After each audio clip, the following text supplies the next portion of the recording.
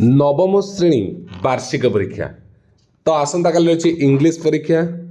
तो एसे सब बड़ इम्पोर्टेंट रही है पिलाମାନଙ୍କର एसे तो कौ एसे पढ़ू आम जमी 10 ରୁ 10 रही तार सर सिलेक्शन दिंतु एसे तो एसेटा आमको डिफिकल्ट कौ सिलेक्शन आम पढ़ी जीवु तो देखो आम कि एसे आड़े मात्र 5टी पढ़ीदे आम एसे कभर कर ठीक अच्छे तो नवम श्रेणी पिलाजमीक 10 ରୁ 10 आम एसे नहीं कि आसपर ठीक अच्छे तो देखा कौ एसे गुड़िक आम पढ़ा तो देख कि एसे मुझे रखी माई फादर मदर ग्रांडफादर ग्रांडमदर यहाँ जो फैमिली रिलेशन रे तो ये गोटे तुम्हें जहाँ पढ़ ए सबुतकर कैटेगरी गोटे तुम्हें गोटे पढ़ीदे भल भाव में तुम्हें से लिखिपर माई फादर जो जो पॉइंट लिखि माई मदर से पॉइंट खाली ना चेंज हो ठीक अच्छे माई ग्रांडफादर से माई ग्रांडमदर भी से तो यहाँ गोटे कैटेगरी यहीटा को तुम्हें गोटे कैटेगरी जेकोसी गोटे देखीदेव है माई मदर टाक स्पेशली देख है माई मदर टाक स्पेशली देखी ठीक अच्छे सेमती class teacher headmaster best friend ये भी गोटे कैटेगरी तुम्हें ये क्लास टीचर विषय में डिस्क्राइब कर हेडमास्टर बेस्ट फ्रेंड तो ये क्लास टीचर टाक भल भाव देख ठीक अच्छे आ बेस्ट फ्रेंड हेडमास्टर कथा टी अलग ये दुटा जाक भल भाव में देख ठीक अच्छे नेक्स्ट देख आउ कि कौच सीजन उपरे देख ऋतु उपरे विंटर आउ समर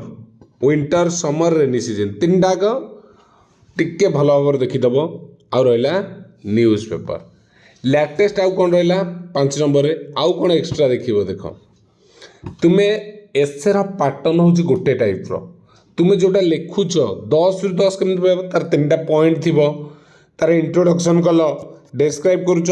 कनक्लूजन लिखुच 3टा फेज रे लिखुच बा मझे डेस्क्रिप्शन टाक तुम डिस्क्राइब करुच विभिन्न वे तो प्रथम तुम्हें इंट्रोडक्शन जो आरंभ कर बढ़िया सुंदर भाव में कर हैंड रईटिंग भल रख आउ क्लीयर वार्ड गुड़ा पूरा क्लीयर प्रोनाउंसिएशन प्रथम लिखिथ कनक्लूजनटा भी से भाया लिखि कारण जी तुम एसेटा को देखिए सी आरंभ देखिए से डिटेल्स पढ़े के कारण जिते एत खाता देखिए ना जड़े देखिए दिन को 50टा 60टा खाता से सबुतक पढ़ा समय न थाए ऊपर भल पढ़ले पिलाटा भल लिखुची भल हैंड रईटिंग अच्छी भल नॉलेज थी लास्ट देखिले हाँ भल तो लिखी से मन इच्छा मार्क 8 9 7 जहाँ मन है दे चले हैंड रईटिंग देखिले प्रथम आउ शेष ये को देखिए मझुर जस्ट टिके पढ़े संपूर्ण तो पढ़े ओके पॉसिबल नुहे तो नेक्स्ट रही तुम कौन ना कौटा देख न्यूज पेपर पर देख तुम्हें 10th रे जमी आसला एम ऑफ लाइफ तुमको एम ऑफ लाइफ देखिबार नहीं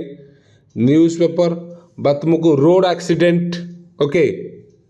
रोड एक्सीडेंट रिसेंट किसी अपडेट जमते कि रिसेंट अपडेट उपर तुम किसी देखी है जोड़ा तुमको हेल्पफुल रही तो ये रही एसेर सिलेक्शन ओके थैंक यू।